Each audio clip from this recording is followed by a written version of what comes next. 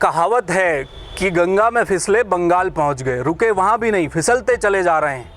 ये कहावत उत्तराखंड के प्रशासनिक अधिकारियों पर बिल्कुल सटीक बैठती है। नैनीताल हाईकोर्ट ने आदेश दिया कि 1 जुलाई से चारधाम यात्रा शुरू नहीं हो सकती। बावजूद इसके सचिवालय में बैठकर अधिकारियों ने एसओपी जारी कर दी कि नहीं, हम तो 1 जुलाई से ही यात्रा शुरू करेंगे। पूरी छिछालेदारी हुई, सरकार की नाक का सवाल बना। आज सुबह दोबारा एसओपी जारी करनी पड़ी कि चारधाम यात्रा स्थगित कर दी गई है। देखिए इस रिपोर्ट में प्रशासनिक अधिकारियों का हाल। हाईकोर्ट द्वारा चारधाम यात्रा रोके जाने के बाद तीरथ सरकार को बड़ा झटका लगा है। राज्य कैबिनेट से आदेश पारित हुआ था, लिहाजा इस नीतिगत फैसले पर रोक लगने के बाद सरकार सख्ते में आ गई। सरकार ने नैनीताल हाईकोर्ट के फैसले को चुनौती देने के लिए मूड तक बना लिया।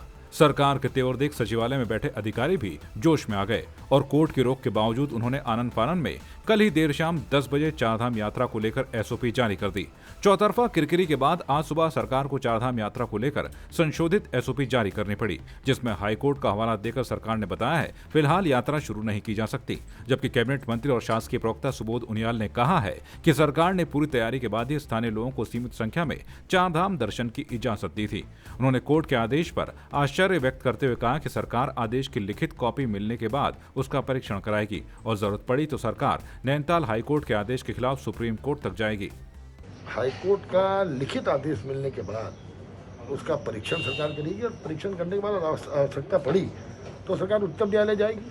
मतलब सरकार सर अभी रुकने के प्लान में नहीं है, सीधे अगर जरूरत पड़ी तो आप लोग हाईकोर्ट। देखिए, हमने सब कुछ पूरी तरह परीक्षण करने के बाद और सारी व्यवस्था देखने के बाद चारों धामों में कुल मिलाकर के 750 यात्री ही चारों धामों में कुल मिलाकर के दर्शन कर सकते थे। इस तरह का संख्या भी सीमित की थी और एक वरिष्ठ अधिकारी को हर धाम में जो देवस्थानम बोर्ड और जो जिला प्रशासन के साथ बैठ के उनके साथ कोऑर्डिनेशन के साथ यात्रा की तैयारियों की मॉनिटरिंग करने का काम की जिम्मेदारी के साथ भेजने का निर्णय लिया था।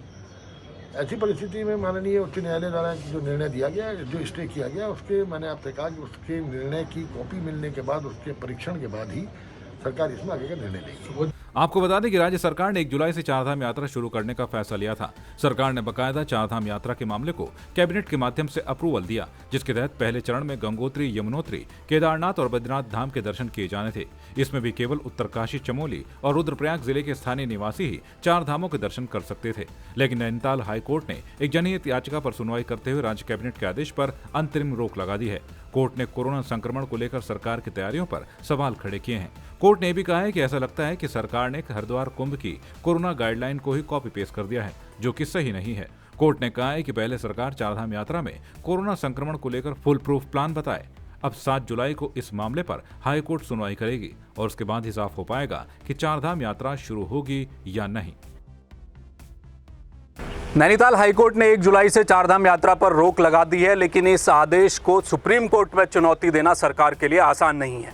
ऐसा इसलिए क्योंकि जिस ग्राउंड के आधार पर कोर्ट ने रोक लगाई है वो बेहद ठोस दिखाई देते हैं और ऐसे हालात में अगर सुप्रीम कोर्ट सरकार जाती है और सुप्रीम कोर्ट अगर नैनीताल हाईकोर्ट के आदेश को कायम रखने के आदेश देती है तो फिर लेने के देने पड़ जाएंगे। इसलिए हमारे सूत्र बता रहे हैं कि 7 जुलाई को होने वाली सुनवाई का सरकार इंतजार कर रही है। उस दिन कोर्ट में सरकार अपना जवाब देगी और उसके बाद तय होगा कि सरकार का रुख क्या रहता है। कैमरामैन प्रदीप बिष्ट के साथ हेम भट्ट, जय भारत टीवी।